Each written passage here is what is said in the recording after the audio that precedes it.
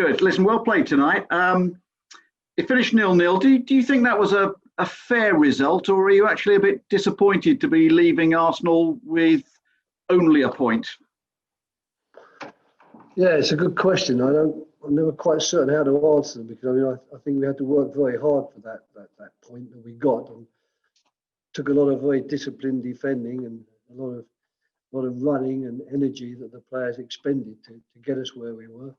But I can understand, I think, where you're coming from. So I thought we did have some good chances, especially in the first half. And towards the end of the second half, I thought breaking out a better final pass, a bit more composure, perhaps in that moment could have put us in to actually win the game. So, but I'm sure that had we won it, then Arsenal would have been feeling that they were hard done by, because they had a lot of the ball in the second half.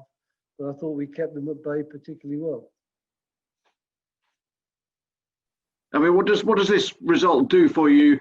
Not just the result, but the performance that went with it. What does that do for you moving forwards?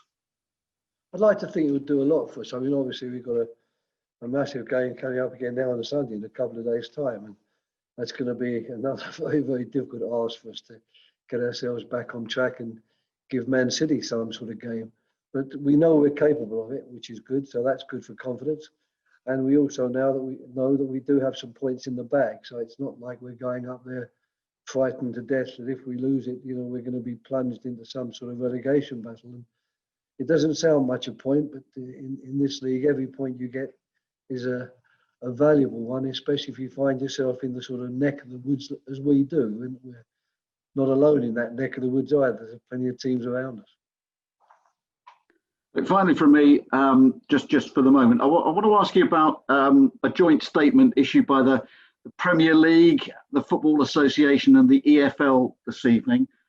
It talks about setting the right example, football setting the right example on and off the pitch. It says if that happens and everyone has a responsibility, then we're confident at the halfway point of the season will continue to its conclusion. Look, everyone is watching what's going on in football just at the moment. Do you fear that if football doesn't do the right thing, there is a danger that we won't be finishing the season in May?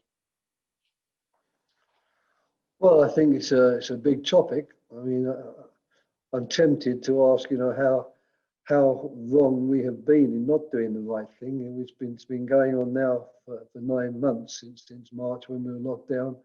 I think that in terms of what the Premier League have done, the protocols that have been put in place, I honestly do believe that we're trying our level best.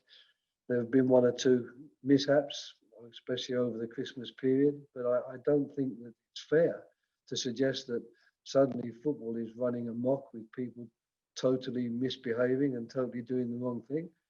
And I think there's another element to be considered. When football was brought back, we knew that it wasn't going to be easy to bring it back and to keep ourselves safe and keep everybody else safe in this coronavirus period.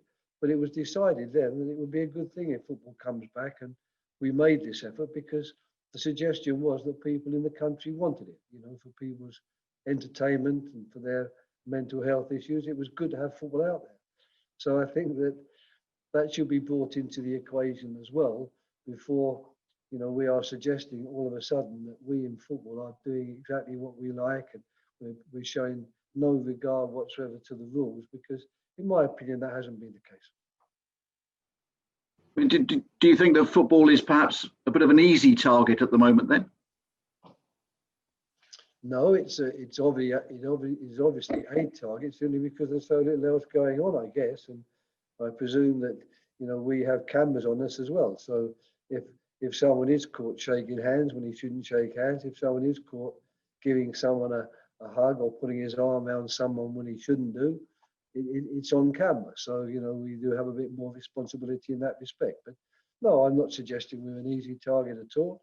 What I'm suggesting is that if football is to continue, people should sometimes at least give us some credit for the fact that we are trying very, very hard to follow the rules, and we understand the need to follow the rules. We understand when people step out of line and do something that they shouldn't do, Other people locked up for long periods of time are going to say he shouldn't have done that because I can't do it. We understand all of those things, but I think sometimes the criticism at the moment is becoming a bit harsher than, in my opinion, it needs to be.